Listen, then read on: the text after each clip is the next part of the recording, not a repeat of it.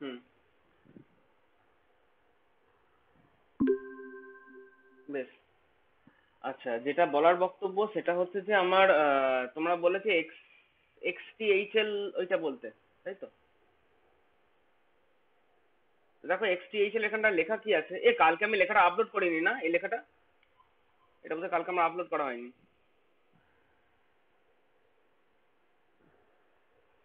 এক্সটিএইচএল দেখো লেখাটা কি বলছে, the content of the L register, hmm, আর exchange with the stack location pointed out by the content.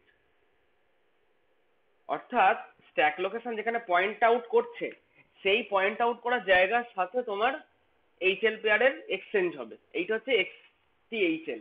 দেখো এক্স ফর হচ্ছে এক্সচেঞ্জ, হুম, আর তোমার এইখানে টি ফর হচ্ছে ওই স্ট্যাক পয়েন্টারের যে পয়েন্ট করা জায়গা, টি ফর হচ্ছে স্ট্যাক পয়েন্টারের পয়েন্ট করা জায়গা, যেখানে পয়েন্ট করছে তার সাথে এইচএল পেয়ারের ডেটা এক্সচেঞ্জ হবে। ঠিক আছে? ধরো কোন একটা মোমেন্টে, ধরো এই সফটওয়্যারটা নিয়েছি,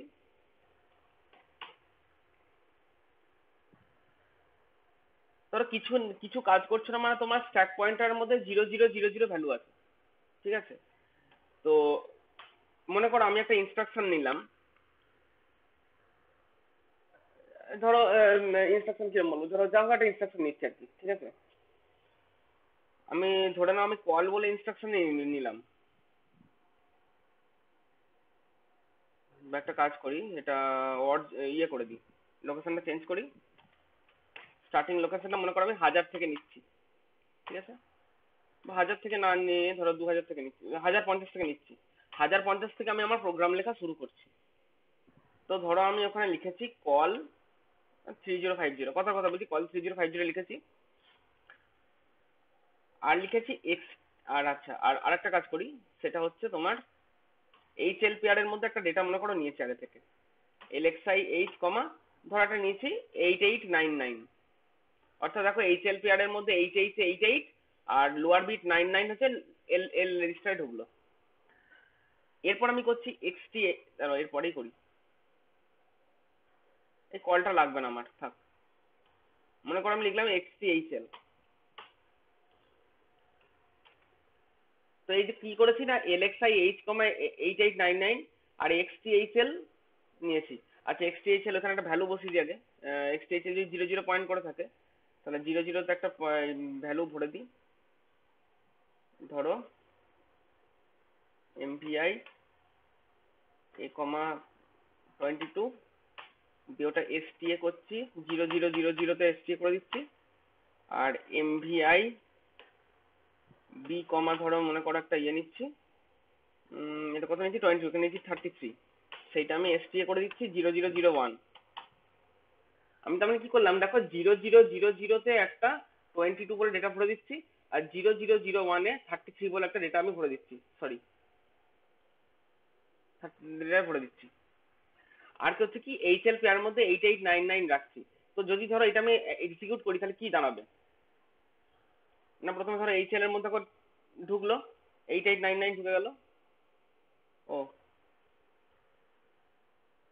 1000 থেকে,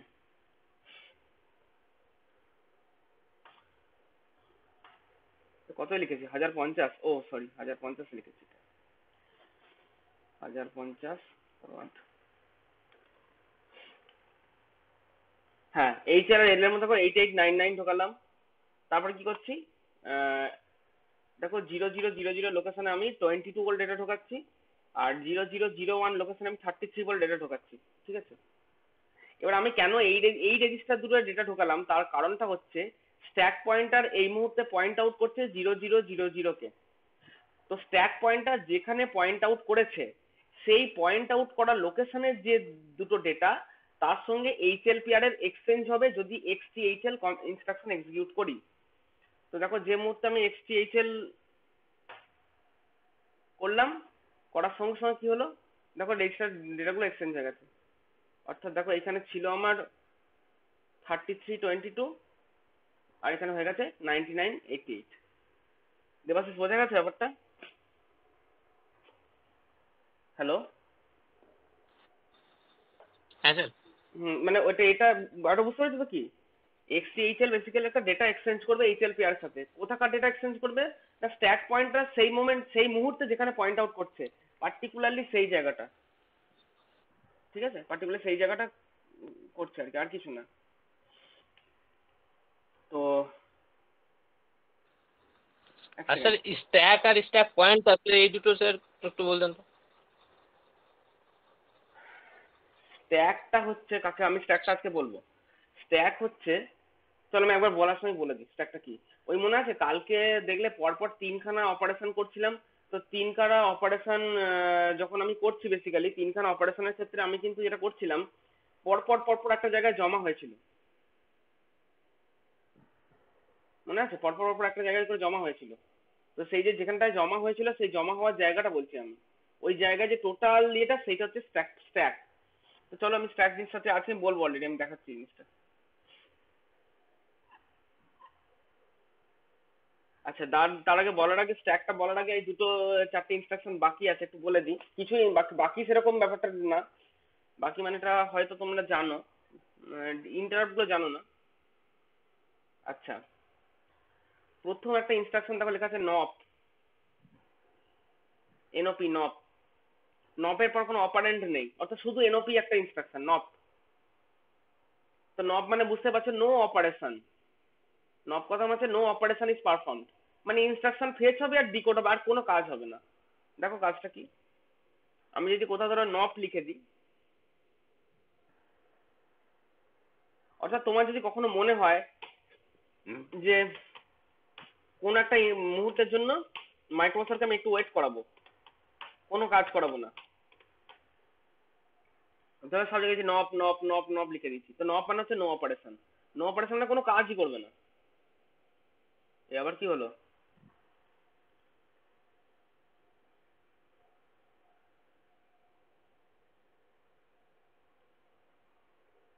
এইটা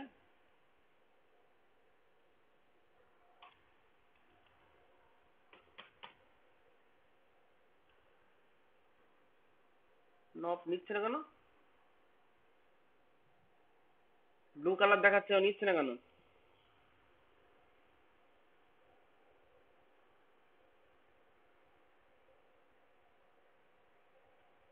আচ্ছা, আজব তো, ব্লু কালার দেখাচ্ছে কাজ করছে না। ধ্যাৎ, আমি জানি না নব কেন কাজ করছে না, আজব ব্যাপার।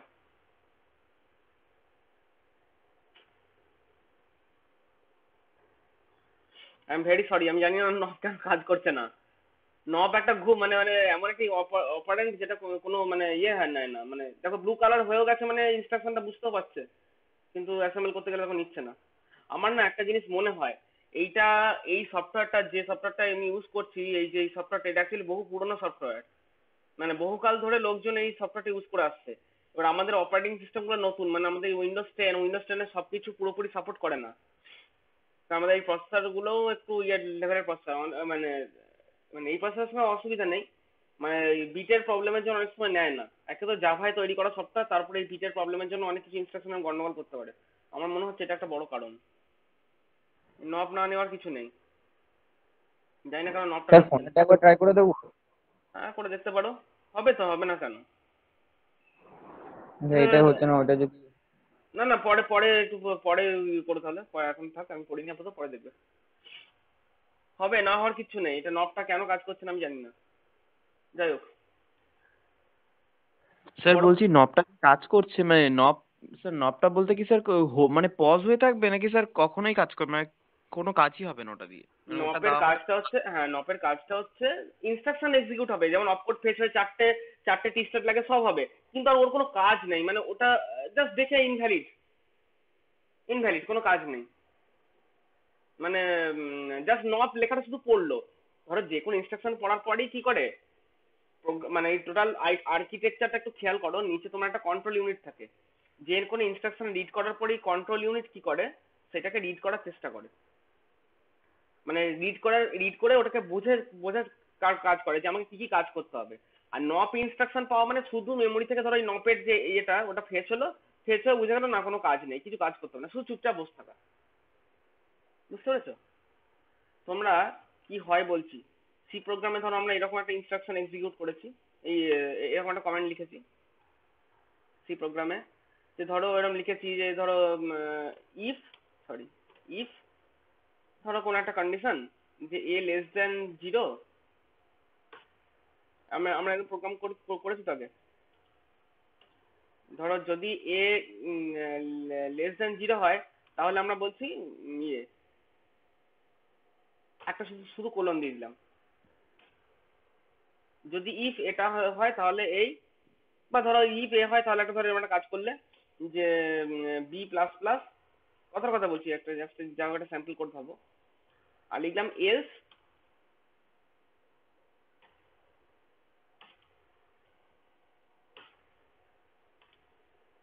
লিখলাম আমি এই, দাঁড়া, মনে করো ইফ আমি লিখলাম এরকম,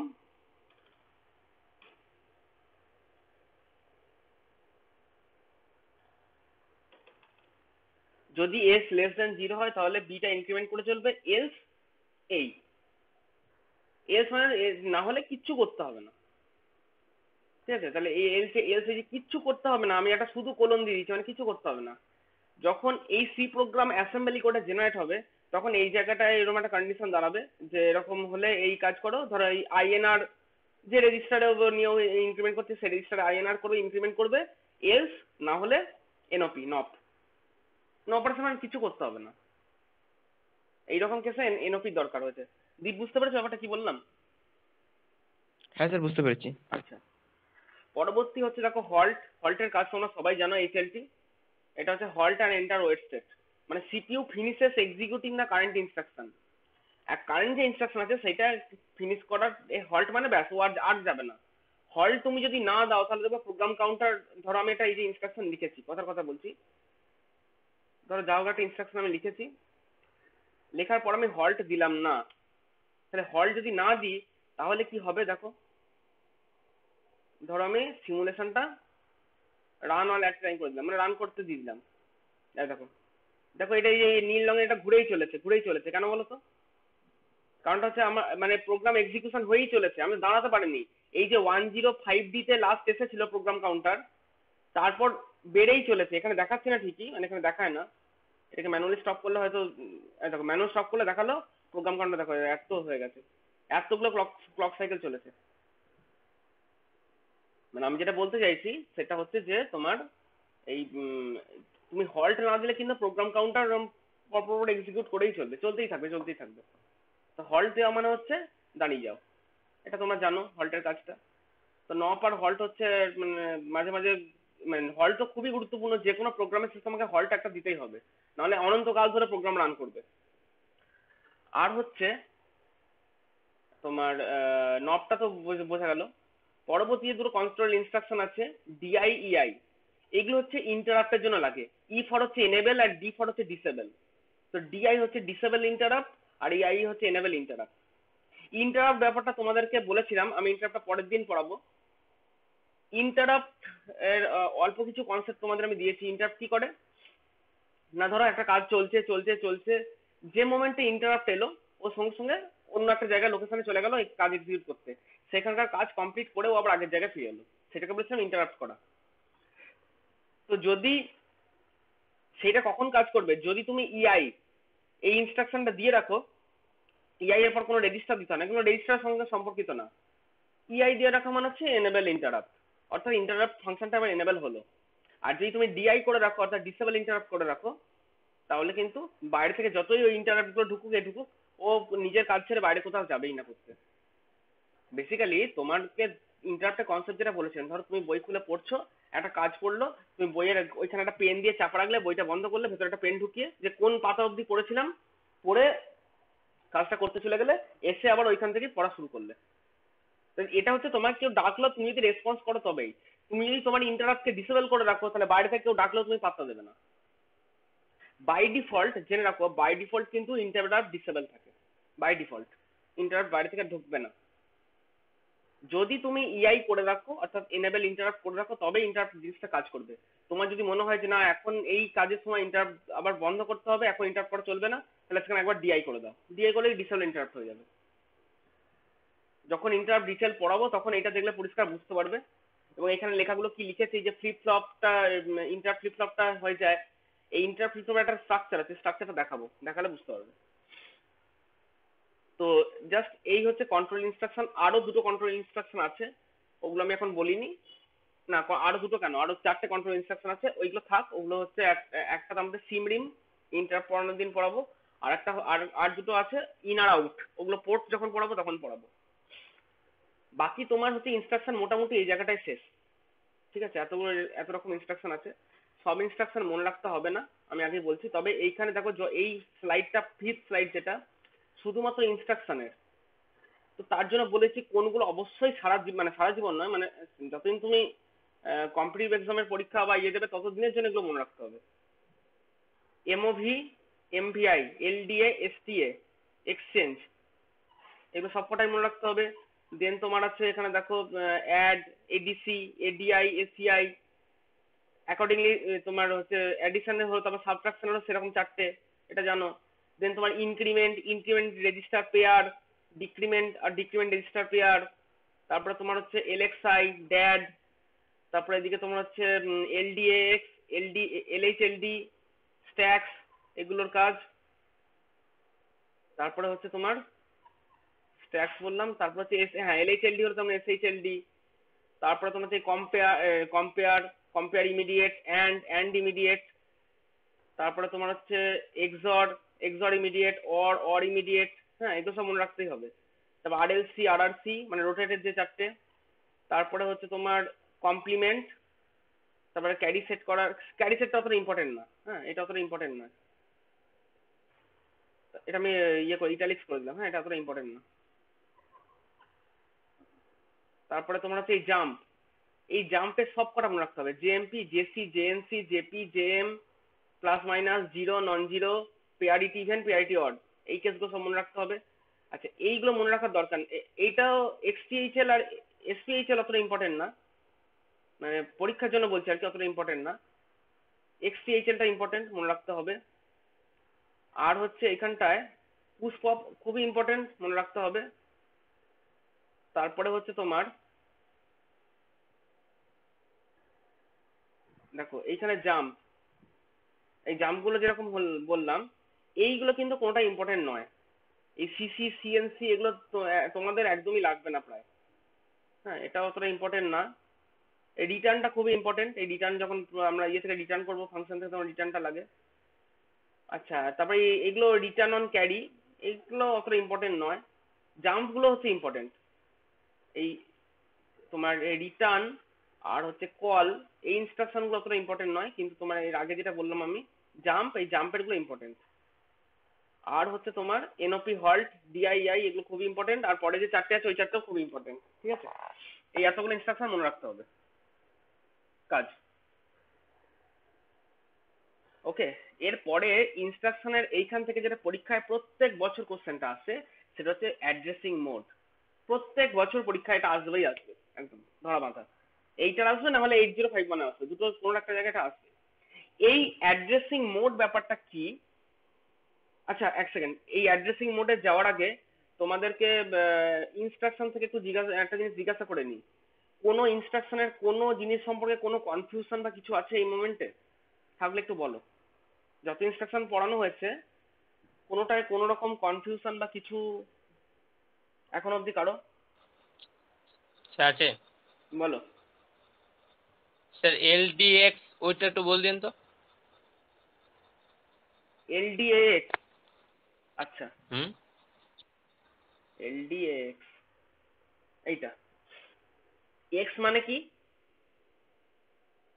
এক্স মানে কি বলো? Pair, register pair. Good, register pair. তাহলে ব্যাপারটা হচ্ছে যে এক্স মানে রেজিস্টার পেয়ার বলেছে, আর এলডিএ কথাটার মানে কি? লোড মানে লোড হবে অ্যাকুমুলেটরে। তাহলে অ্যাকুমুলেটর একটা রেজিস্টার পেয়ারের ডেটা কি লোড হতে পারে? আগে বলো, অ্যাকুমুলেটরে কোনো রেজিস্টার পেয়ারের, রেজিস্টার পেয়ার মানে কি 16 বিট ডেটা, তাই তো? তাহলে 16 বিট ডেটা কি অ্যাকুমুলেটরে ঢুকতে পারে? না 8 বিট তো অ্যাকুমুলেটর হবে না, হ্যাঁ ঢুকবে না। ঢুকতে পারবে না। তাহলে নিশ্চয়ই এটা কি কিসের কথা বলছে? 16 বিটটা একটা অ্যাড্রেসকে ডিনোট করছে, যে অ্যাড্রেসের ডেটাটা, যে অ্যাড্রেসের কন্টেন্টটা অ্যাকুমুলেটরে ঢুকবে। ব্যাপারটা বুঝতে পেরেছো? ধরো আমি আচ্ছা, মানে বলতাম, ওই অ্যাড্রেসের ডাটাটা। হ্যাঁ ওই অ্যাড্রেসের ডেটাটা, অর্থাৎ ব্যাপারটা হচ্ছে এরকম, এটা ঘুরিয়ে না দেখানো, মানে ইনডাইরেক্ট ইনস্ট্রাকশন এটা, এগুলোই আমি এখন বলবো আর কি, অ্যাড্রেসিং মোডে এগুলোই বলার আছে তোমাদেরকে। যেমন ধরো স্যার এটা কল বাই রেফারেন্স তো? হ্যাঁ কল বাই রেফারেন্স তো এটা LDAX টা? এটা কল বাই রেফারেন্স, হ্যাঁ বলতে পারো বলতে পারো বলতে পারো। তুমি LDA 2050 করতে, এটার কাজটা তোমরা সবাই জানো। এইটা না করে আমি বলছি যে একটা কাজ করো, ধরে নাও ডিই রেজিস্টার পেয়ারে তুমি 2050 LXI করে ঢুকিয়ে দাও। অর্থাৎ LXI D, 2050 করে দাও। তাহলে ডিই রেজিস্টার পেয়ারের মধ্যে তোমার 2050 ঢুকে গেল। দিয়ে কথাটা বলে দাও LDAX D, ব্যাস ওই একই কাজ, যা উপরে কাজ করেছো, যে LDA বলে ডাইরেক্ট একটা তুমি ভ্যালুকে বলে দিয়েছো। আর এখন কি বলছো, ডি রেজিস্টার পেয়ারের মধ্যে একটা 16 বিট ডেটা আছে, সেই যেটা তুমি LXI করে ঢুকিয়েছো, বা তুমি অন্য কোনো একটা মেথডে, এর মধ্যে মোট কথা ডি এর মধ্যে একটা 16 বিট ডেটা রয়েছে। এবার এই 16 বিট ডেটাটা যে অ্যাড্রেসকে ডিনোট করছে, সেই অ্যাড্রেসের কন্টেন্টটা অ্যাকুমুলেটরে ঢুকে যাবে। ক্লিয়ার হলো ব্যাপারটা? LDAX এর যা কাজ, STAX এর একই কাজ, স্ট্যাক্স একই কাজ। আচ্ছা এক্ষেত্রে অ্যাকুমুলেটরের ডেটাটা কোথায় ঢুকবে? না ডিই রেজিস্টার পেয়ার যে অ্যাড্রেসকে ডিনোট করছে সেই অ্যাড্রেসে ঢুকবে অ্যাকুমুলেটরের ডেটা। ক্লিয়ার ব্যাপারটা? হ্যাঁ স্যার। ওকে ওকে, আর কারো কোনো ইনস্ট্রাকশন কোনো রকম? স্যার স্যার বলছি ধরুন, প্রোগ্রাম কাউন্টার যেটা আছে, একজন একজন করবো, হ্যাঁ তুমি আগে বলো প্রোগ্রাম কাউন্টার যেটা আছে। হ্যাঁ স্যার প্রোগ্রাম কাউন্টারটাকে আমরা 16 বিট রেজিস্টার, মানে 16 বিট ডেটা স্টোর করার জন্য যেরকম আমরা রেজিস্টার ব্যবহার করছি সেরকম ব্যবহার করতে পারি? না না না না, প্রোগ্রাম মানে কাউন্টারের উপর কোনো একটা তোমার ডেটাকে কোনো ওখানে স্টোর না করলাম, পরে না STHL বুঝেছি। তুমি স্ট্যাক পয়েন্টারকে নিয়ে, তুমি একটা স্ট্যাক পয়েন্টারকে নিয়ে বড় জোর করতে পারো, প্রোগ্রাম কাউন্টারে হাত দেওয়া চলবে না।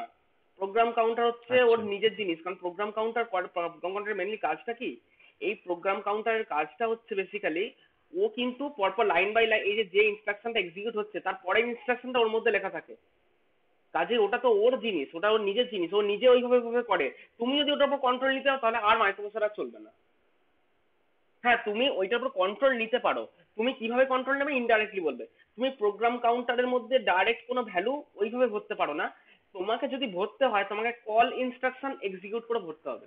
অর্থাৎ আমরা যদি ধরো এরকম লিখে দিই, ধরো কোনো একটা জায়গায় লিখে দিলাম যে কল 3050, এই কল 3050 যে মুহূর্তে বলে দিই, কি হয় জানো, প্রোগ্রাম কাউন্টারে 3050 ঢুকে যায়, যার জন্য 3050 তে দৌড়ে যায়।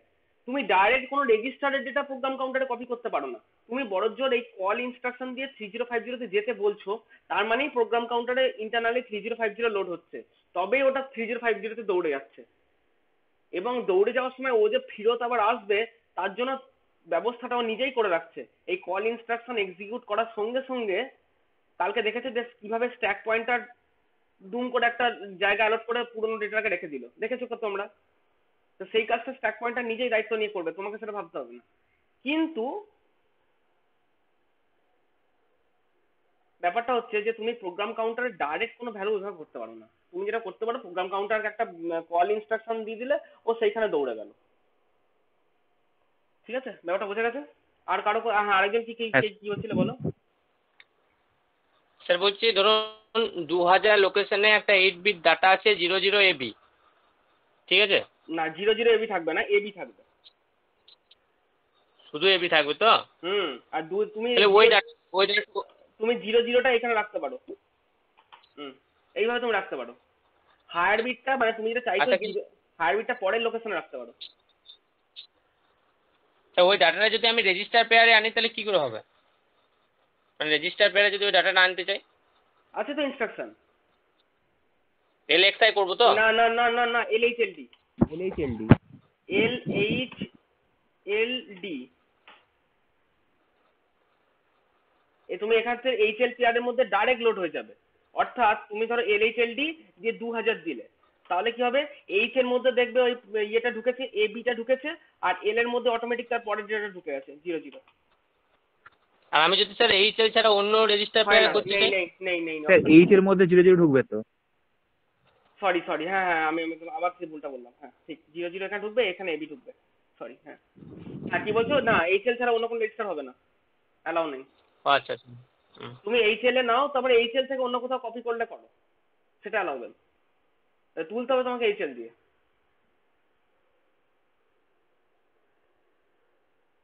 আচ্ছা, আর কিছু আপাতত কারো? স্যার পুশ আর পপটা একটু বলবেন? হ্যাঁ হ্যাঁ, শুনতে পেলাম না, বলো। পুশ আর পপ। শুনতে পাচ্ছি না, একটু জোরে বলো। স্যার পুশ আর পপটা একটু বলবেন? আমি না ওর কথাটা ধরতে পারছি না, কেউ বুঝতে পারছো স্যার কি বলছি? পুশ আর পপ, স্যার পুশ and আর pop। পপ বলছি। Push pop. আচ্ছা, ধরো পুশ পপের ব্যাপারটা এরকম, কিরকম জিনিসটা হচ্ছে না, মনে করো তুমি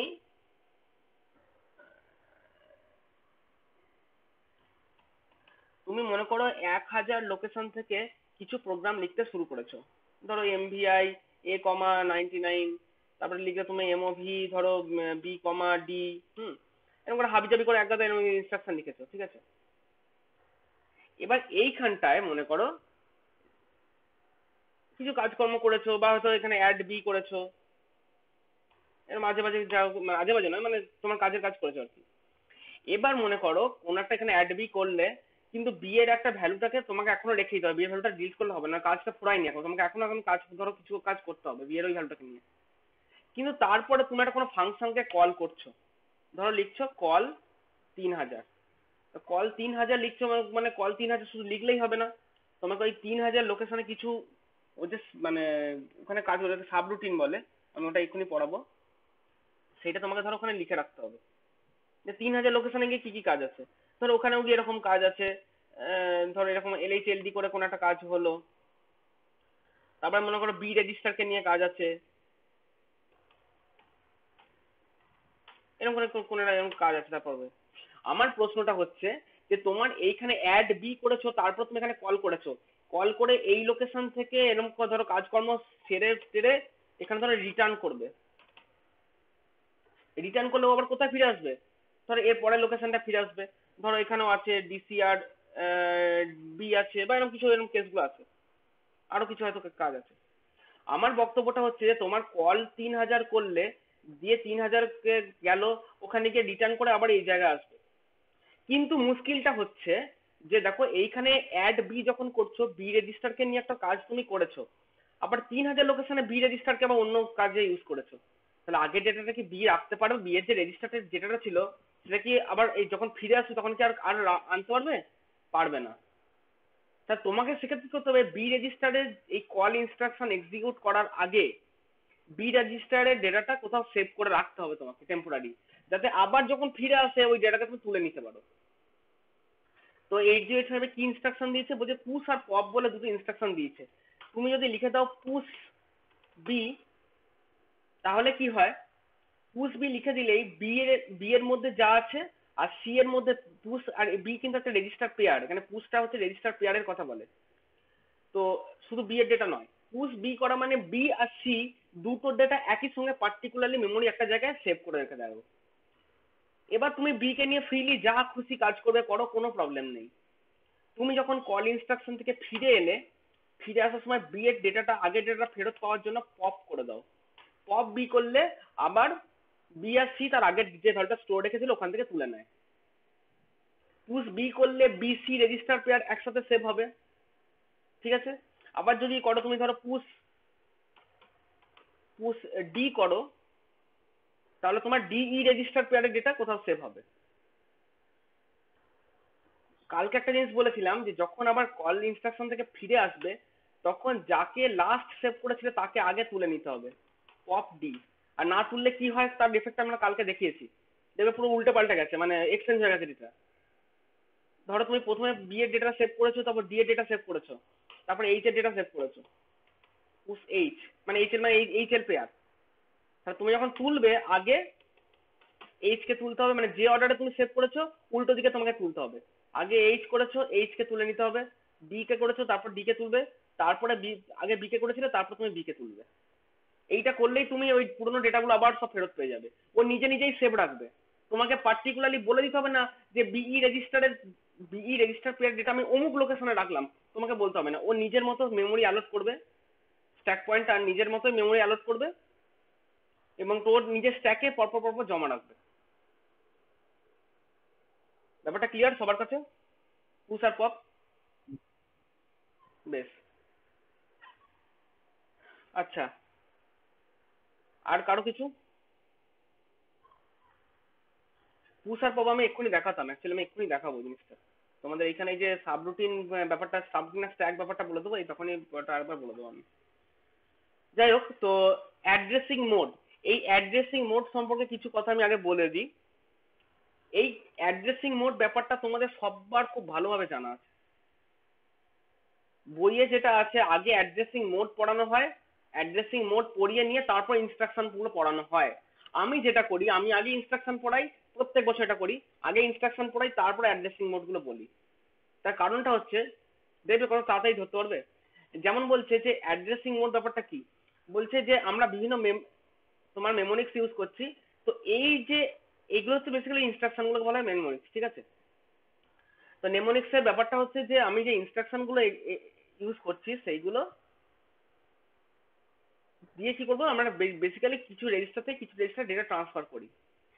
কোথায় কোথায় ট্রান্সফার করি বলছে, from one register to another register করি। তো একটা রেজিস্টার ডেটা অন্য রেজিস্টারে ট্রান্সফার করি ডেটা, মেমোরি থেকে রেজিস্টার করে থাকি বা রেজিস্টার থেকে মেমোরি করে থাকি। এই তো তিনটেই তো ডেটা ট্রান্সফারের জায়গা, আর তো কোথাও ডেটা ট্রান্সফারের জায়গা নেই। এই তো তিনটা নিয়েই কাজ, রেজিস্টার টু রেজিস্টার, না হলে রেজিস্টার মেমোরি টু রেজিস্টার, না হলে রেজিস্টার টু মেমোরি। তো বক্তব্যটা হচ্ছে যে এই রকম অ্যাড্রেসিং মোডের কেস কত রকম আছে বলতে, 5 রকম আছে। একটা হচ্ছে ইমিডিয়েট অ্যাড্রেসিং মোড, একটা রেজিস্টার অ্যাড্রেসিং মোড, একটা ডাইরেক্ট, একটা ইনডাইরেক্ট, একটা ইমপ্লাইড। ইমিডিয়েট অ্যাড্রেসিং মোড কোন জিনিসটা দেখো, বলছে in this mode 8 16 bit data is specified. ইনস্ট্রাকশনের মধ্যেই তুমি যদি ডেটা স্পেসিফাই করে দাও তখন তাকে বলা হয় ইমিডিয়েট। এই যে MVI, move immediate, add immediate, or immediate, এই যে ইমিডিয়েট, আই মার্কা যখন ইনস্ট্রাকশন নিচ্ছ, এলএক্সআই, অর্থাৎ 8 বিট হোক বা 16 বিট হোক, তুমি যখন ডাইরেক্টলি এর মধ্যে লিখে দিচ্ছ, ইনস্ট্রাকশনের ভেতরেই লিখে দিচ্ছ একদম, তো তখন তাকে বলা হয়, তোমার এখন একটু একটা জিনিস দাঁড়াও, একটু ঠিক করে দেখতে, এমভিআই ই কমা এবি হলো, তারপর ধর আরো ইনস্ট্রাকশন নিতে পারি আমি, এলএক্সআই বি কমা 7080 এরকম লিখলাম। অর্থাৎ দেখো এখানে এবি এটা একটা স্পেসিফাইড মানে 8 বিট ডেটা যেটা একদম স্পেসিফাই করা আছে, সেটাকে আমি ঢোকাচ্ছি ই রেজিস্টারে।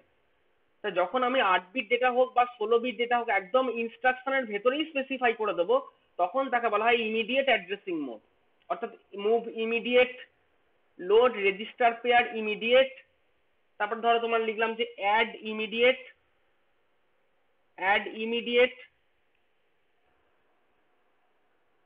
ঠিক আছে?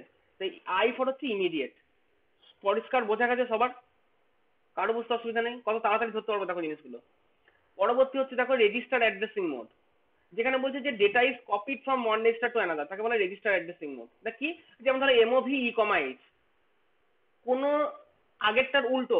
আগে যেরকম আমি একটা 16 বিট ডেটা বা একটা একটা 8 বিট ডেটা বা একটা 16 বিট ডেটা আমি ইনস্ট্রাকশনের ভেতরে স্পেসিফাই করে দিয়েছিলাম, এক্ষেত্রে কোনো স্পেসিফাই করব না, এক্ষেত্রে রেজিস্টারের নাম ধরে ধরে কল করব। যেমন হচ্ছে এমওভি ই কমা এইচ, তারপর ধরো তুমি একটা নিয়ে নিচ্ছি এক্সচেঞ্জ, সিএইচজি এক্সচেঞ্জ। এই সমস্ত ইনস্ট্রাকশন গুলোর কাজ, এক্সচেঞ্জ করলে কি হয় কেউ বলো তো, একে এক্সচেঞ্জ করলে কি হয়? এইচএল এর সাথে ডিই টা এক্সচেঞ্জ হয়ে যায়। Good good. তাহলে ওই যে এইচএল এর সাথে ডি এক্সচেঞ্জ হচ্ছে, তখন ব্যাপারটা কি হচ্ছে, আমি তো কোনো কত ডেটা এক্সচেঞ্জ করতে হবে বলছি না, শুধু রেজিস্টার টু রেজিস্টার দেখিয়ে দিচ্ছি। তাহলে এই সমস্ত ইনস্ট্রাকশন গুলোকে বলা হয় রেজিস্টার অ্যাড্রেসিং মোড। এমওভি করলে কি হয় সেই কথাটা এখানে লেখা আছে, ওর পুরোনো কথা তোমরা ভালো সবাই জানো। তাহলে immediate addressing mode, register addressing mode পরিষ্কার বোঝা গেছে জিনিসটা। দেখো এখন ধরতে ইজি হবে তোমার। আমি যদি প্রথমে অ্যাড্রেসিং মোড পড়াতাম, প্রথমে ধরতে অসুবিধা হতো। আমি যেন আগে ইনস্ট্রাকশন পড়াই, তারপরে অ্যাড্রেসিং মোডগুলো পড়াই। পরবর্তী ইনস্ট্রাকশন হচ্ছে দেখো ডাইরেক্ট অ্যাড্রেসিং মোড। ঠিক আছে, ডাইরেক্টলি আমি বলে দেবো, বলছি in this mode data is directly copied from the given address to register. Example হচ্ছে এলডিএ, ধরো এলডিএ 4050 করছি আমি। তো আচ্ছা, এইচ ফর হেক্স, হ্যাঁ, এই হেক্স এর কনসেপ্ট আমি একটু পরে বলে দিচ্ছি, কেন এটা কিভাবে লিখবে পরীক্ষা খাতায় আমি সেটা বলে দেবো। তো যেমন ধরো এখানে লিখেছে যে ডাইরেক্ট অ্যাড্রেসিং মোডে কি লিখেছে, directly copy from given address to register. যেমন আমরা এলডিএ 4050 করলে কি হয়, 4050 লোকেশনের ডেটা একদম ডাইরেক্টলি মেমোরি থেকে অ্যাকমোডারে কপি হয়ে যায়। তো সেটা হচ্ছে ডাইরেক্ট অ্যাড্রেসিং মোড। মানে আমি যখন মেমোরিতে ডাইরেক্ট অ্যাড্রেস করছি, ডাইরেক্টলি বলে দিচ্ছি যে অমুক লোকেশন, ডেটা নিয়ে আসুক। আর সেই কথাটাই যখন আমি ঘুরিয়ে বলবো, নাক দেখিয়ে, মানে ঘুরিয়ে নাক দেখিয়ে বলবো, তখন তাকে বলা হচ্ছে ইনডাইরেক্ট অ্যাড্রেসিং মোড। যেটা তোমরা এই দেখো এম দিয়ে করো তো, আগে এইচএল পেয়ারে যেটা ভরে নাও, যে লোকেশনটা নেবে এইচএল পেয়ারে ভরে দাও, দিয়ে এমওভি ই কমা এম থেকে কপি করো, তাহলে ওইটা হচ্ছে ইনডাইরেক্ট অ্যাড্রেসিং মোড। তাহলে ডাইরেক্ট আর ইনডাইরেক্ট একদম বোঝা গেছে, ক্লিয়ার ব্যাপারটা সবার কাছে? কারো বুঝতে কোনো প্রবলেম নেই আশা করি। এবং লাস্ট এলডিএক্সটাও তো ইনডাইরেক্ট অ্যাড্রেসিং মোড হবে। এলডিএক্সটাও ঠিক ঠিক ঠিক, ওটাও হবে Yes. এলডিএক্স। এই এলডিএক্স কি করে হবে? তো ওটাকেও তো আমরা প্রথমে বিসি রেজিস্টারে ভর্তি, ও তারপরে হ্যাঁ তো হ্যাঁ হ্যাঁ ওখান হ্যাঁ থেকে হ্যাঁ তুলছি। হ্যাঁ হ্যাঁ, ঠিক ঠিক ঠিক ঠিক ঠিক, হ্যাঁ ঠিকই আছে, এটাও তোমার ইনডাইরেক্ট অ্যাড্রেসিং মোড। তাহলে এইগুলো হচ্ছে বেসিক্যালি ইনডাইরেক্ট অ্যাড্রেসিং মোড। হ্যাঁ, আর লাস্ট হচ্ছে একটা হচ্ছে ইমপ্লয়েড অ্যাড্রেসিং মোড। এটার জন্য কোনো অপারেন্ড লাগে না, মানে অপকোডটার ভেতরেই লেখা আছে। যেগুলো 1 বাইটের যত ইনস্ট্রাকশন সব হচ্ছে ইমপ্লয়েড অ্যাড্রেসিং মোড, যেগুলো 1 বাইটের, মানে কোনো মেমোরি নাম, যেমন ধরো সিএমপিই, ঠিক আছে, এগুলো কোনো অপারেন্ড লাগে না। তো কম্পেয়ার এটা করলে কি হয়, একদম এর সাথে অ্যাকমোডারে কম্পেয়ার হয়। কোনো ডেটা তো আমি ট্রান্সফার করছি না, ক্ষেত্রে কোনো ডেটা ট্রান্সফার এগুলো করছি না, যা হবে তার নিজের মানে এর মধ্যেই হবে, আলাদা কোনো অপারেন্ড লাগে না। তাহলে সেই রকম ইনস্ট্রাকশন গুলো বেসিক্যালি হচ্ছে ইমপ্লয়েড অ্যাড্রেসিং মোড, আর কিচ্ছু না। এই 5 রকম অ্যাড্রেসিং মোড বলা হয়, প্রত্যেক বছর পরীক্ষায় আসে। অ্যান্সারটা কিভাবে লিখবে আমি সেটা আরেকটা আলাদা নোট বানাবো, সেই নোটটা দিয়ে দেবো, স্টাডি ম্যাটেরিয়ালে আরেকটা নোট বানাবো, ওটাই দিয়ে দেবো। যে অ্যাড্রেসিং কোশ্চেনটা আছে, অ্যাড্রেসিং মোড কত রকম হয় প্রত্যেকটা এরকম এক্সাম্পল দিয়ে দিয়ে দেখাতে হয়। তো ইমিডিয়েট, রেজিস্টার, ডাইরেক্ট, আর তোমার হচ্ছে ইনডাইরেক্ট, আর হচ্ছে ইমপ্লয়েড অ্যাড্রেসিং মোড। এই 5টা অ্যাড্রেসিং মোড, ব্যাস সোজা উত্তর একদম। কারো বুঝতে অসুবিধা নেই আশা করি। নেক্সট যেটা আজকে বলার সেটা হচ্ছে সাবরুটিন। অলরেডি এই কনসেপ্টটা তোমাদের কালকে আমি দিয়েছি। সাবরুটিন ব্যাপারটা কি, ওই যে প্রোগ্রাম লিখতে গিয়ে ধরো আমি প্রথম লিখছি ওআরজি 1000 দিয়ে এই লিখেছি, হ্যাঁ, আরেকটা আবার লিখেছি ওআরজি 3000, আবার ধরো একটা জায়গায় লিখেছি হ্যাশ দিয়ে ওআরজি ধরো 5000, ওখানেও কিছু এরকম হাবিজাবি ইনস্ট্রাকশন লেখা আছে।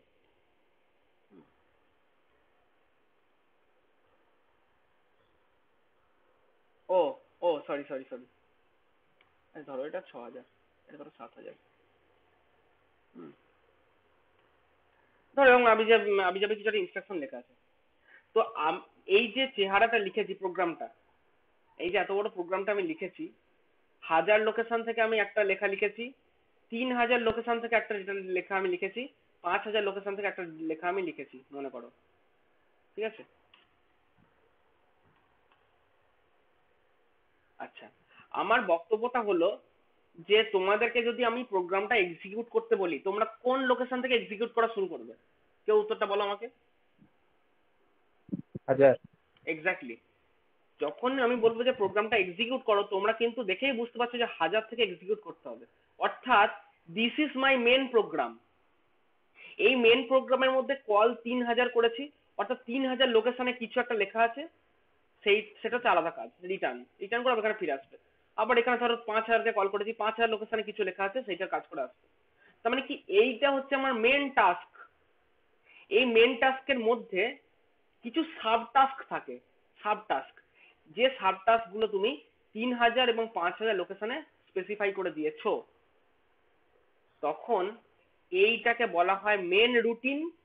অর্থাৎ একটা মাইক্রোপ্রসেসরের যে রুটিন মাফিক যে কাজটা তুমি বলে দিচ্ছ, এইটা হচ্ছে মেন রুটিন, আর এইগুলোকে বলা হয় সাব রুটিন।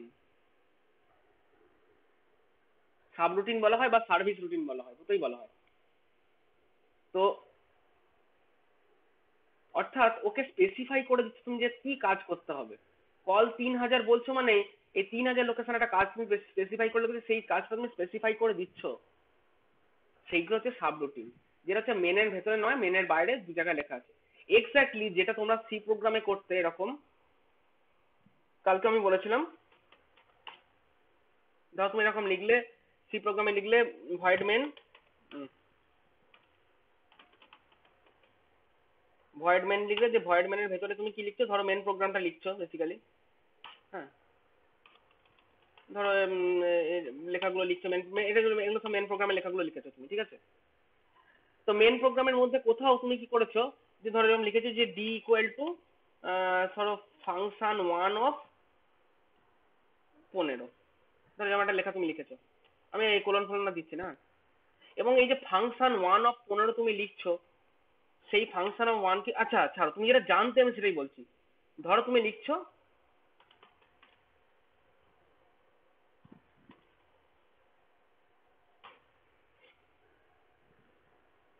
ধরো কিছু একটা তুমি প্রিন্ট এফ বলেছো, আমার প্রশ্ন হচ্ছে যেমন মেন একটা ফাংশন, তার প্রিন্ট এফ হচ্ছে একটা ফাংশন যার কাজ হচ্ছে প্রিন্ট করা। আমার প্রশ্ন হচ্ছে তোমরা কি কেউ এই প্রিন্ট এফ কথাটা লিখে রেখেছো, এই মেনের মধ্যে লিখেছো, লেখনি? মেনের বাইরেও তোমাকে লিখতে হয়নি, কারণটা হচ্ছে প্রিন্ট এফ ফাংশনটা কোথাও একটা লেখা ছিল, যেখানে লেখা ছিল সেই জায়গাটাকে তুমি জাস্ট দেখিয়ে দিয়েছো যে অমুক জায়গায় ওর এই প্রিন্ট এফ ফাংশনের কাজ অমুক জায়গায় লেখা আছে, হ্যাশ ইনক্লুড করে তুমি ধরো বলে দিয়েছো যে ধরো সামথিং ডট এইচ। এই যে তুমি stdio ডট হেডার ফাইলটা দিয়ে দিচ্ছ, ওই হেডার ফাইলটা খুলে দেখো, কোথাও ঠিক এইরকম স্ট্রাকচারে প্রোগ্রামটা লেখা আছে, যে ধরো ক্যার প্রিন্টএফ ইকুয়াল, আমি কথাটা বলছি, ক্যার প্রিন্টএফ ইকুয়াল টু ধরো এরকম করে লেখা আছে, মানে এখানে তোমার কিছু একটা ইনপুট নিয়ে লেখা আছে আর কি, ঠিক আছে। ধরো এরকম এরকম যাতে দিয়ে প্রিন্টের ফাংশনটা এইভাবে ডিফাইন করা আছে, কোনো একটা জায়গায় ডিফাইন করা আছে, এবং ধরো এবং এইটা তুমি নিজে লেখনি, এই প্রিন্টের ফাংশনটা তুমি নিজে লেখনি, তুমি আগে থেকে যে সফটওয়্যারটা ইনস্টল করেছো সেখানে একটা লাইব্রেরি আছে stdio ডট এইচ এর মধ্যে, এই ফাংশনটা অলরেডি আগে থেকে লেখা আছে, তবেই তুমি মেন ফাংশন থেকে ওকে কল করতে পারছো। এবং মেন ফাংশন থেকে তুমি যখন কল করছো কি হয় না, তুমি যে ডেটাটা ওকে দিচ্ছ সেই ডেটাটা নিয়ে ও মেন ফাংশন থেকে ছিটকে বেরিয়ে যায়, ছিটকে বেরিয়ে গিয়ে যেখানে লেখা আছে ওইখানে চলে যায়, ওইখানে গিয়ে টোটাল এই কাজটা কমপ্লিট করে, কমপ্লিট করে ঠিক ও আবার এই জায়গাটা ফেরত আসে, পরের ইনস্ট্রাকশন এক্সিকিউট করার জন্য ফিরে আসে। সি প্রোগ্রামেও কিন্তু এটাই হয়, মানে অ্যাকচুয়ালি কি হয়, সি প্রোগ্রাম লিখছো ব্যাকগ্রাউন্ডে কিন্তু এইরকমই কোড জেনারেট হচ্ছে, তোমাদের প্রথম দিনই দেখিয়েছি আমি, সি প্রোগ্রাম লিখছো ব্যাকগ্রাউন্ডে এইসব কোড জেনারেট হয়, তো যেভাবে আমরা প্রোগ্রাম লিখি এক্স্যাক্টলি সেম স্ট্রাকচারে এরকম জিনিসটা জেনারেট হয়ে থাকে পিছন দিকে।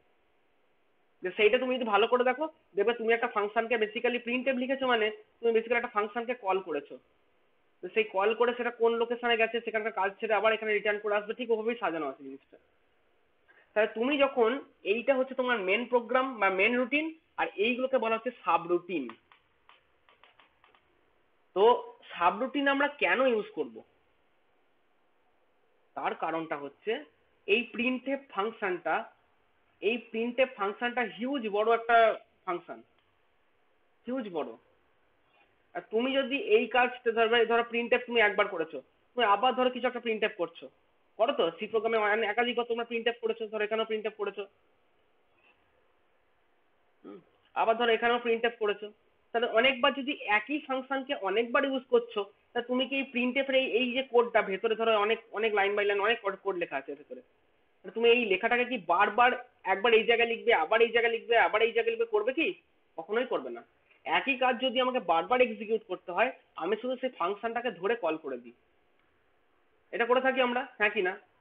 তো সেইটাই, ওই কারণেই সাব রুটিনটা তৈরি করা। কোনো দরকার ছিল না যে এই কোডটাকে আমি এর ভেতরেও রাখতে পারতাম, এই কলের এই জায়গাটাও রাখতে পারতাম, কিন্তু মনে করো এই কাজটাই এখানে একবার করতে হবে, আবার পরে একবার করতে হবে, আবার পরে একবার করতে হবে, তাহলে বারবার কি এই এই চারটে লাইন কি তুমি বারবার বারবার সব জায়গায় লিখবে? লিখবে না। তাহলে একবারই আমি লিখে দেবো, আমি বারবার ফাংশনটাকে কল করব। তো সাবরুটিনের প্রয়োজনীয়তা সেই জন্যই যে একই রিপিটেড টাস্ক যদি আমাকে বারবার করতে হয়, তখন আমরা কি করি, এই রিপিটেড টাস্কটাকে পার্টিকুলারলি, এই রিপিটেড টাস্ক যেটা সেটাকে পার্টিকুলারলি একটা জায়গায় অন্য একটা জায়গায় লিখে দিই, সেইখানে ডিভাইড হয়, যা হয় ওই এখানে চলে আসে।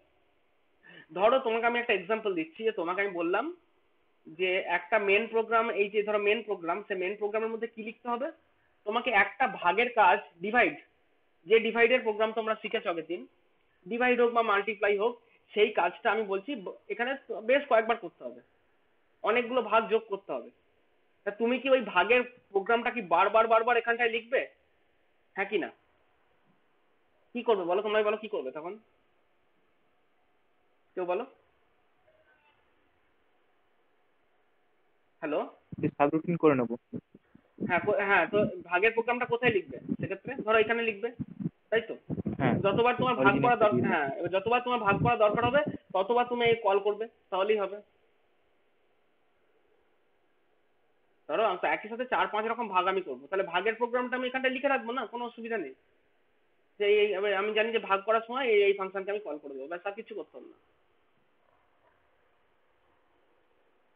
তাহলে দেখো যে আমরা বেসিক্যালি কি করছি, এটাই বলছে এখানটায়, যে a set of instruction which are use repeatedly, যেটা বারবার রিপিটেডলি ইউজ হবে in a program, can be referred as a subroutine. যে কাজ আমি বারবার রিপিটেডলি করতে থাকি তাকে বলা হয় বেসিক্যালি সাবরুটিন বলা হয়। এবং only one copy of this instruction is stored in the memory. তোমাকে যদি 5টা ভাগ করতে হয়, 5খানা ভাগের প্রোগ্রাম 5 জায়গায় লিখতে হবে না, ভাগের প্রোগ্রাম একটাই এক জায়গায় লিখবে, তুমি ওই ফাংশনটাকে বারবার কল করবে। ওই জন্য লিখেছে only one copy of this instruction is stored in the memory.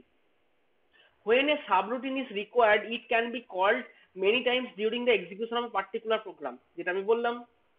a call subroutine instruction calls the subroutine, এই যে কল, কল বলে আমি একটা লোকেশন দিয়ে দিলি, ওটা সাবরুটিনটা কল হয়ে যায়। তো বলছে care should be taken while returning a subroutine, as subroutine can be called from a different place of memory। বলছে মেমোরি মানে মেমোরিতে কিন্তু আমি সাবরুটিন কোন জায়গায় রাখবো সেটার জন্য একটু প্রয়োজনীয়তা নেওয়া আবশ্যক। কেন? তার কারণটা হচ্ছে, ধরো আমি প্রোগ্রামটা লেখা শুরু করছি, এইটা প্রোগ্রামটা লেখা শুরু করছি 1000 লোকেশন থেকে। এবার ধরো এইটা হলো 1000, হ্যাঁ এটা 1000, আর এইটা হচ্ছে 1001, তারপরে এইটা দেখো হচ্ছে 1002। তাহলে এরকম করতে করতে লিখেছি। এবার আমি যদি এখানে দুম করে কোনো একটা জায়গায় 1050 বসিয়ে দিই, যে 1050 লোকেশনে আমি এটা লিখেছি, লিখবে কি তুমি? তুমি চাইবে না লিখতে নিজে নিজেই, তুমি নিজেই বলবে যে বলা যায় না তো এই প্রোগ্রামটা কোথায় শেষ হবে, দরকার নেই বাবা এই কাছাকাছি আমি লিখবো না।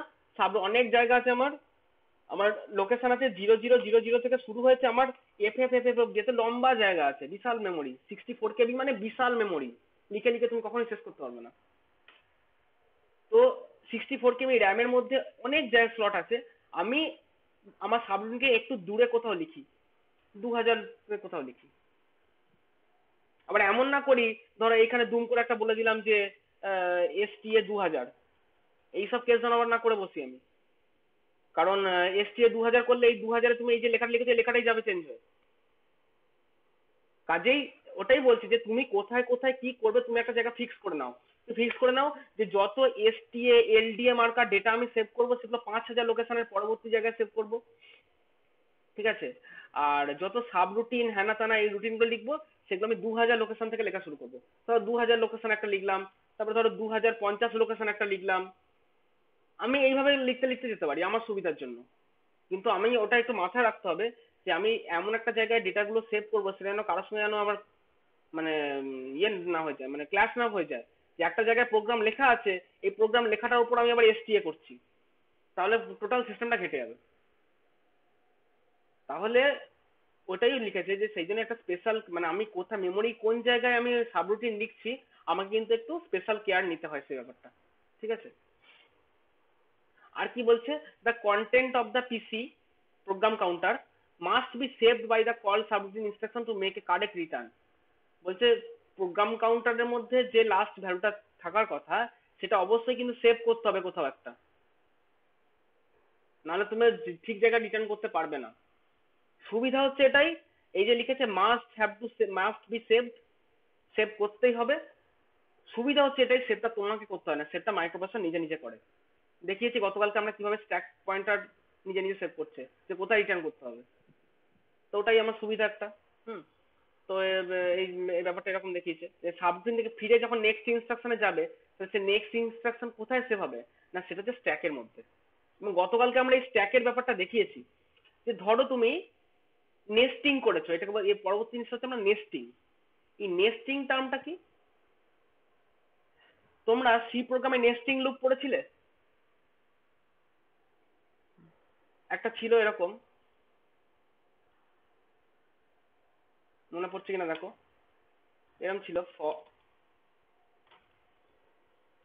ফর ধরো ফর ইনস্ট্রাকশনের মধ্যে লিখেছো i equal to 0, i less than 30, i plus plus, এটা লিখেছো। দিয়ে এই যে এটা ব্র্যাকেট দেওয়া মানে কি, এটা বেসিক্যালি রিপিটেড কাজ।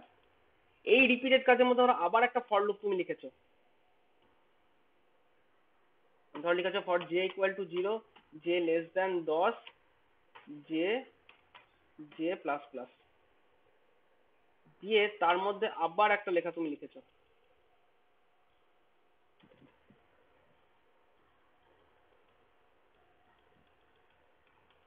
আর মধ্যে কিছু কোনো কোনো লেখা তুমি লিখেছো, এরকম লেখো তো।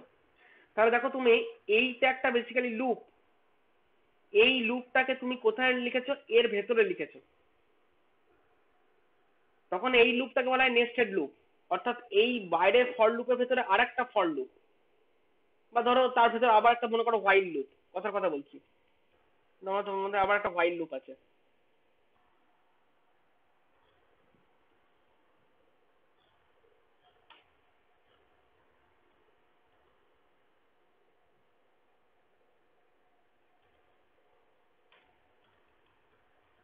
এখানে ধরো লেখা লিখেছো, অর্থাৎ কি এই লুপের ভেতরে একটা নেস্টেড লুপ হচ্ছে এটা, তার ভেতরে আবার নেস্টেড লুপ হচ্ছে এটা। স্ট্রাকচারটা তোমার সি প্রোগ্রামের দিক থেকে স্ট্রাকচারটা যদি এভাবে দাঁড়াতে হয়, আমরা অ্যাসেম্বলির দিক থেকে স্ট্রাকচারটা কিভাবে করব? না দেখো আমরা ইয়ে থেকে এভাবে লিখতে পারি, যে ধরো মেন রুটিনের মধ্যে তুমি কোথাও লিখেছো কল, ছোটাতে লিখছে, হ্যাঁ বড়তে করে, ধরো লিখেছো কল 3000, কল 3000 করেছো, ভালো কথা, মেন রুটিনের মধ্যে লেখা আছে, ঠিক আছে। এবার ধরো যে 3000 লোকেশনের মধ্যে তুমি আবার কোথাও, মানে যেখানে তুমি 3000-এর প্রোগ্রামটা লিখছো, মানে সাব রুটিনের মধ্যে,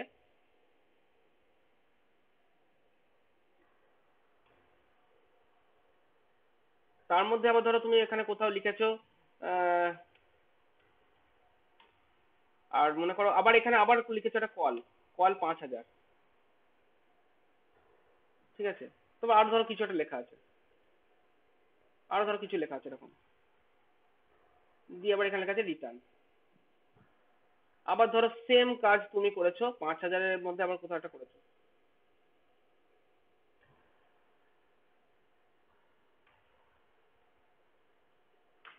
ধরো এরকম ইনস্ট্রাকশন আছে।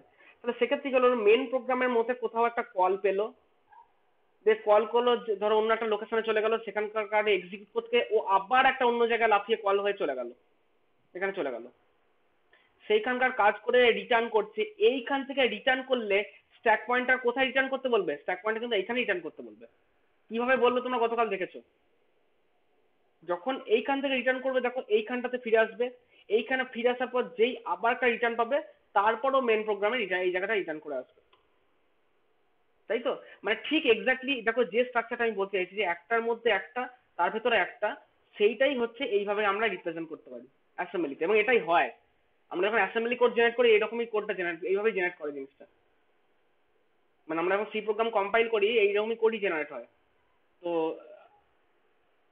প্রথমে একটা কল হলো, সেই কলের মধ্যে আবার একটা কল, সেই কলের ভেতরে আবার একটা কল, সেখান থেকে রিটার্ন করছে এখানে আসবে, এই কাজ কমপ্লিট করে এই যে আবার রিটার্ন পাবে, তখন মেন প্রোগ্রামে রিটার্ন করে আসবে। তো বক্তব্যটা হচ্ছে এটাকে বলা হয় সাবরুটিনের নেস্টিং করা, নেস্টেড লুপ। যেমন আমি এই সি প্রোগ্রামে ফর লুপের ফরের ভেতর ফর, তস্য ভাইল, এই যে জিনিসটা করেছি, এই জিনিসটা হচ্ছে আমার নেস্টেড লুপ। তো এই ব্যাপারটাকে বলা হয় নেস্টেড সাবরুটিন। এবং এই নেস্টেড সাবরুটিন ব্যাপারটা কি বলছে, কমন প্রোগ্রামিং প্র্যাকটিস, এটা মানুষ নিজে করে, ঠিক আছে। In which one subroutine call another subroutine, when subroutine 1 calls subroutine 2, the return address of subroutine 2 should be saved somewhere। অর্থাৎ জিনিসটা কিরকম হচ্ছে দেখো, মনে করো সাবরুটিন 1 এক্সিকিউট হচ্ছে, এক্সিকিউট হওয়ার সময় তো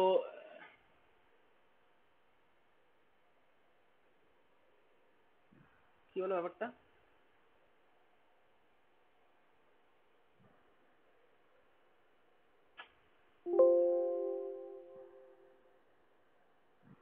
মানে সত্যি নেট থেকে না জিনিস কপি করা নয়।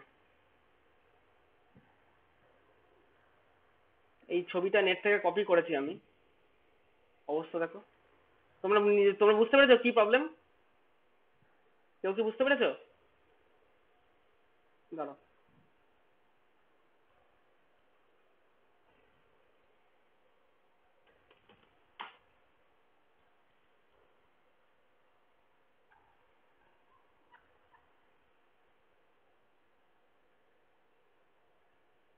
ও সরি সরি, কি করে যেরকম অন্ধের মতো এরা ভুলগুলো করে, আমিও না, আমারও দোষ, আমিও না দেখে নিয়েছি।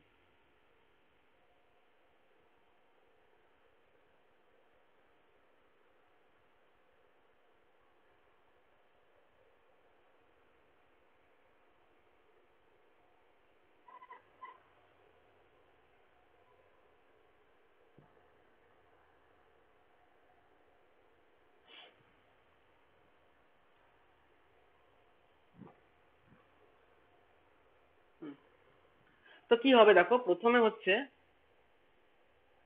সাবরুটিন 1 কল হয়েছিল, সেখান থেকে লাফিয়ে সাবরুটিন 2 এ গেল।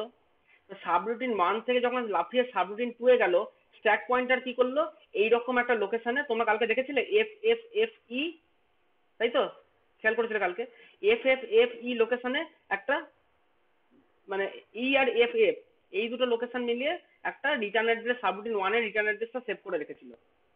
যেই সাবরুটিন 2 এ ঢুকলো, সাবরুটিন 2 এ ঢুকে আবার পেলো সাবরুটিন, মানে যেই সাবরুটিন 2 এ গেল আর কি, সেখান থেকে সেখানে কাজ করতে গিয়ে আবার ওরকম একটা ধর কল পেলো, সাবরুটিন 3 এ যেতে বললো। যেই 3 এ গেল, তোমার 2 এর ডেটাটা সেভ হয়ে গেল।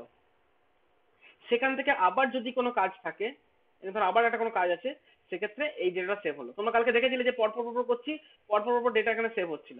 আমি আজকেও না হয় করে দেখিয়ে দিচ্ছি একবার। তো অ্যাকর্ডিংলি যেরকম যাচ্ছিলাম, একটা মেমোরি একটা জায়গায় প্রত্যেক জনের রিটার্ন অ্যাড্রেসটা এরকম করে সেভ হচ্ছিল একটা একটা জায়গায়। তো যাকে সেভ হয় তাকে বলা হয় স্ট্যাক।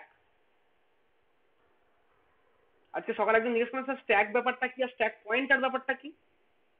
এই যে মেমোরিটা, এই মেমোরিটাকে বলা হয় স্ট্যাক। এই স্ট্যাকের যেখানে তোমার এই যে পরপর পরপর লেয়ার ওয়াইজ জমা করছে, এটাকে বলা হয় স্ট্যাক। এবং এই মোমেন্টে, পার্টিকুলার কোনো একটা মোমেন্টে, স্ট্যাক পয়েন্টার তো একজনকেই ডিনোট করে। ধরো এখন সাবরুটিন 3 কাজ করছে, কথার কথা বলছি, তাহলে স্ট্যাক পয়েন্টার দেখবে এই জায়গায় দাঁড়িয়ে আছে। অর্থাৎ সাবরুটিন 3 শেষ হয়ে গেলেই ও সাবরুটিন 2 এ ঢুকবে, সেটা সাবরুটিন 2টাই এখন প্রোগ্রাম কাউন্টারে ডিনোট করছে। এই প্রোগ্রাম কাউন্টার বলছি, স্ট্যাক পয়েন্টারে। তো স্ট্যাক পয়েন্টারে যেটা ডিনোট করে সে হচ্ছে স্ট্যাকের মধ্যে কোনো একটা লোকেশন, স্ট্যাকের মধ্যে কোনো একটা লোকেশন যে ডিনোট করে দেয় তাকে বলা হয় স্ট্যাক পয়েন্টার। অর্থাৎ পয়েন্টার মানে কি, আঙুল দিয়ে দেখিয়ে দেওয়া যে দেখো ওই জায়গাটা। আর টোটাল যে পরপর পরপর মেমোরিটাও সেভ রেখেছে তাকে বলা হচ্ছে স্ট্যাক মেমোরি।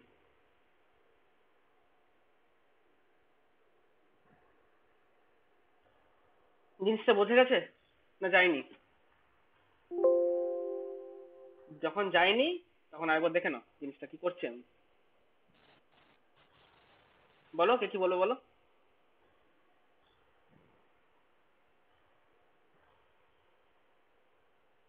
ধরো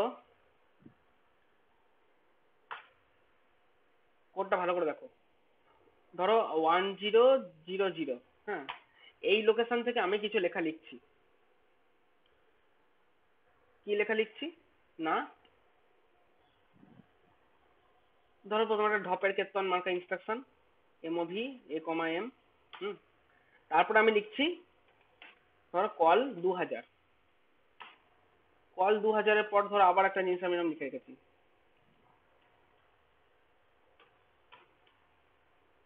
তাহলে এইটা হচ্ছে আমার দেখো মেন প্রোগ্রাম। মেন প্রোগ্রামের মধ্যে 2000 কে কল করেছি, এবার 2000 এর যে সাব রুটিন সেটা আমি একটা অন্য জায়গায় 2000 লোকেশনে লিখে রাখছি। কিভাবে লিখছি না, ধরো ওখানে এরকম লিখেছি যে এমওভি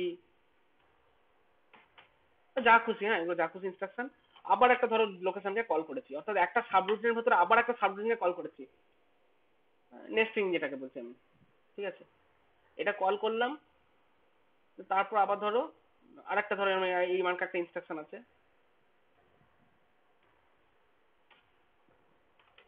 যে রিটার্ন, এটা হয়ে গেল একটা সাবরুটিন। আবার এইরকম একটা সাবরুটিন আমি লিখছি কত লোকেশনে না 3000 লোকেশনে, 3000 লোকেশনে লিখছি। আর ধর আমি কোথাও আর কল ফল করাবো না, আর সেখান থেকে রিটার্ন করাবো। তো দেখো আমি এটা হচ্ছে আমার মেন প্রোগ্রাম, এটা হচ্ছে একটা সাবরুটিন, এইটা সাবরুটিনের ভেতরে আবার একটা সাবরুটিন। কেন না, কারণ এখানে দেখো কল মানে এর ভেতর একটা কল, সেই কলের মধ্যে আবার একটা কল, হ্যাঁ মানে ঠিক এক্স্যাক্টলি এই স্ট্রাকচারটা যেটা এই এই এই এই স্ট্রাকচারটা, হ্যাঁ এই স্ট্রাকচারটা জাস্ট আমি বললাম আর কি।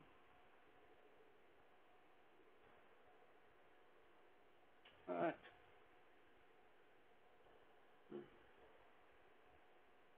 তো ধরো এইরকম জিনিসটা আমি রেখেছি।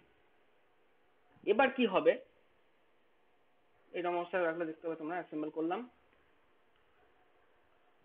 তো দেখো তোমরা যেটা করবে স্ট্যাক পয়েন্টারের দিকে তাকাবে, অন্য কোথাও তাকানোর দরকার নেই, স্ট্যাক পয়েন্টারে শুধু তাকাবে। স্ট্যাক পয়েন্টার তাকাবে আর বাঁ দিকে এই লোকেশন গুলো তাকাবে।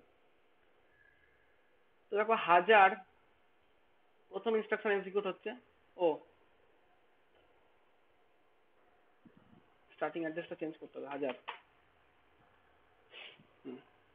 তো প্রথম ইনস্ট্রাকশন এক্সিকিউট হলো, তারপরেই পাচ্ছে কল 2000। এখন দেখো স্ট্যাক পয়েন্টারের ভ্যালু কত, সবাই তাকাও স্ট্যাক পয়েন্টারের দিকে, 0000 এখন স্ট্যাক পয়েন্টারের ভ্যালু। যেই কল ইনস্ট্রাকশন এক্সিকিউট করব, ঠিক আছে, মানে যেই কল ইনস্ট্রাকশন এক্সিকিউট করব সঙ্গে সঙ্গে দেখো স্ট্যাক পয়েন্টার FFFE ওইখানে কিছু একটা ডিনোট করছে। তো চলো আমরা মেমোরিতে গিয়ে দেখি কি আছে। দেখতে বা গিয়ে দেখছি যে FFFE লোকেশনে ওর একটা ডেটা স্টোর করেছে, কত 1004। কেন 1004? কারণ দেখো 10 এই কলটা হয়ে গেলে দেখো এই জায়গাটা রিটার্ন করবে, 1004 ও রিটার্ন করবে, সেই রিটার্ন অ্যাড্রেসটা ওইখানটায় লিখে রেখেছে স্ট্যাক পয়েন্টার। এবং স্ট্যাক পয়েন্টার আমাকে দেখিয়ে দিচ্ছে যে এই মোমেন্টে আমাকে যদি ফিরতে হয় আমি কিন্তু FFFE অর্থাৎ এই জায়গাটায় ফিরবো। ওকে, তো ধরো এখানে কল ইনস্ট্রাকশন নেবে আর কি। দেখো কল ইনস্ট্রাকশন 2000 কাছে মানে কি এখানে যায়নি, একদম দেখো এই 2000 লোকেশনটা চলে এসছে। 2000 এসে ধরো এবার 2000 এর কাজ করছে, ওখানে গিয়ে ও আবার একটা কল পেলো। আচ্ছা, গতকালকে যারা ছিলে না, হয়তো কেউ ছিলে না, তাদেরকে জিজ্ঞেস করছি যে যদি ধরো এই কল ইনস্ট্রাকশনটা এক্সিকিউট করে তাহলে ওকে আবার কোথায় ফিরতে হবে, কেউ বলো। গতকালকে যারা ছিলে না তারা বলবে, যদি এমন কেউ থেকে থাকো। আর যদি না পারো তাহলে সেক্ষেত্রে যে পারবে সে বলো যে এই কলের কাজটা সেরে ও কোথায় ফিরবে, বলো। পারবে বলো। 2004 এ ফিরবে, এক্স্যাক্টলি। এই কলটা সারা হয়ে গেলেও 2004 এ ফিরবে। তো যেই আমি কল 3000 দেবো সঙ্গে সঙ্গে দেখো আবার দুটো লোকেশন স্টোর করে ফেললো 2004।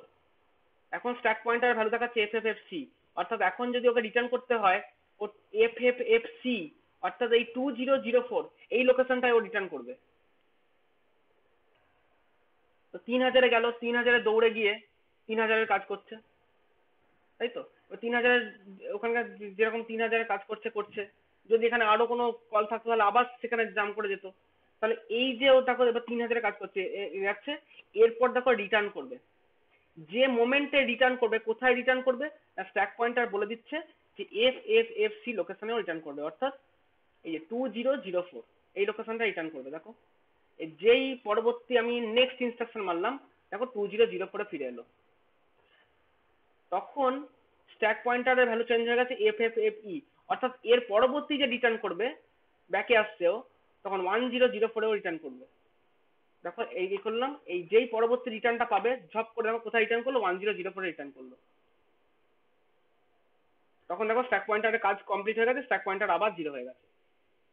অর্থাৎ এই যে মেমোরিটা FFFC FFFD, এই যে স্ট্যাক পয়েন্টার নিজে যেই 4টে মেমোরি লিখেছে, এই টোটাল মেমোরি সেকশনটাকে বলা হয় স্ট্যাক মেমোরি বা স্ট্যাক।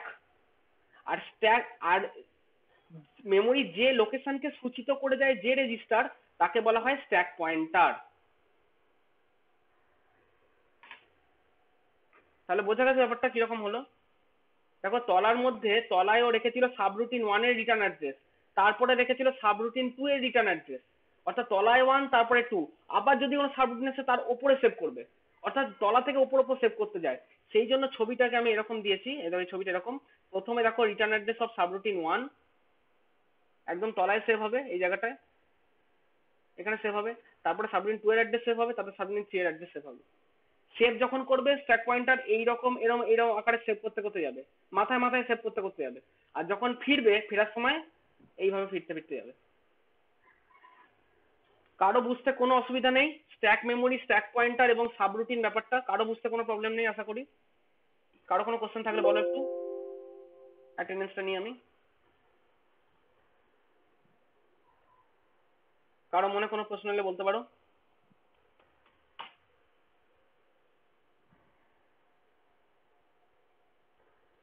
স্যার আপনি ওই প্রোগ্রামগুলো লেখার সময় যে ORG ইউজ করছেন ওটা কেন করছেন? এটা হচ্ছে আমি যে সফটওয়্যারটা ইউজ করছি সেটা হচ্ছে মানে প্রথমে একটা অ্যাসেম্বলারে কিছু মানে একটা প্রি প্রসেসর থাকে। হ্যাজ ওআরজি লিখলে ও বুঝে নেবে যে 1000 লোকেশন থেকে লিখতে বলছে। এটা মাইক্রো প্রসেসরের কিটের সঙ্গে বা ইনস্ট্রাকশনের সঙ্গে সম্পর্কিত না। এটা আমি যে সফটওয়্যারে অ্যাসেম্বলটা করছি, আমি তো বেসিক্যালি আমি একটা অ্যাসেম্বলার সফটওয়্যার ইউজ করছি, সেই সফটওয়্যারটা আমাকে বলে দিচ্ছে ওটা।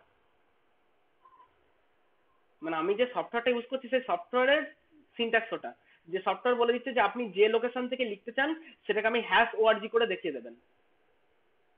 ঠিক আছে, বোঝা গেছে ব্যাপারটা? ওটা এই সফটওয়্যারের জন্য এরকম, সব সব সফটওয়্যারের জন্য তাহলে স্যার হুম, আলাদা আলাদা সফটওয়্যার অন্যরকম, হতে পারে আলাদা আলাদা আলাদা। হ্যাঁ আলাদা আলাদা হতে পারে, অন্যরকম হতেই পারে, না হওয়ার কিছু নেই। হ্যাশ ওআরজি তোমার মনে হয় সব একটা স্ট্যান্ডার্ডাইজেশন মেনটেন করে, সমস্ত অ্যাসেম্বলারই খুব সম্ভবত হ্যাশ ওআরজিটাই নেয়। তোমরা তোমাদের মোবাইলে একবার হ্যাশ ওআরজি দিয়ে লোকেশন দিয়ে দেখো তো, মনে হয় ওভাবেই নেবে, দেখে রাখতে পারো। মোবাইলে হয়নি স্যার। হ্যাশ ওআরজি দিয়ে হয়নি? না স্যার হয়নি। তাহলে মোবাইলটা তোমাদের মোবাইলের সফটওয়্যার তাহলে দেখতে হবে ওটা কি করে করেছে।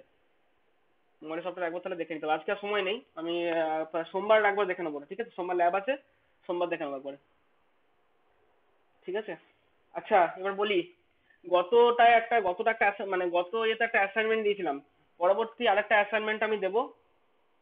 অ্যাসাইনমেন্টে আর কোনো শর্ট কোশ্চেন আমি দেব মানে কোনো এমসিকিউ আমি দেবো না। মানে এখানে তো নাম্বারের ব্যাপার নেই, আমার শুধু দেখা উদ্দেশ্য যে তোমরা কে কিরকম পড়ছো। তাহলে আমি যেটা করবো, এই আবার 20খানা এমসিকিউ আর দেবো না, শর্ট কোশ্চেন এই ইনস্ট্রাকশন গুলো যেটা পড়ালাম এই সমস্ত ইনস্ট্রাকশন গুলোর উপর একটা 20খানা একটা শর্ট কোশ্চেন আমি একটা অ্যাসাইনমেন্ট দিয়ে দেবো। আমি হয়তো কালকে দিতে পারবো না, হয়তো পরের সপ্তাহে দেবো। যখনই সময় পাবো আমি করে দেবো, তোমরা তোমার সময় মতো অ্যাসাইনমেন্টটা করে জমা দিয়ে দিও, ঠিক আছে? মানে জাস্ট মানে কনসেপচুয়াল শর্ট কোশ্চেন, যে তোমরা যে জিনিসটা বুঝে থাকো তাহলেই তোমার শর্ট কোশ্চেন অ্যান্সারগুলো করতে পারবে। একটু সময় করে, আমি একদিনে নয়, আমি এক সপ্তাহ টাইম দেবো সাবমিট করার। মানে টাইপ করার ব্যাপার তো, চ্যাটে তোমরা সারাদিন হাজার হাজার মেসেজ টাইপ করো সেটা আমি জানি, তো সেই জন্য বলছি মানে জাস্ট একদিনেই বসে সবগুলো করতে হবে না। ওই ছোট ছোট প্রশ্নের উত্তর, ধরো একটাই সেন্টেন্সে উত্তর হয়ে যাবে, তো সেই সেন্টেন্সের যদি উত্তর দিতে পারো তো ওই রকম 20খানা শর্ট কোশ্চেন দিয়ে রাখবো, টাইপ করে করে নিজের মতো টাইপ করে অ্যান্সার দিয়ে দেবে, ঠিক আছে? আপত্তি নেই কারো কারো আশা করি। ওকে, ঠিক আছে, চলো অ্যাটেন্ডেন্স তো নেওয়া হয়ে গেছে, রেকর্ডিংগুলো স্টপ করি।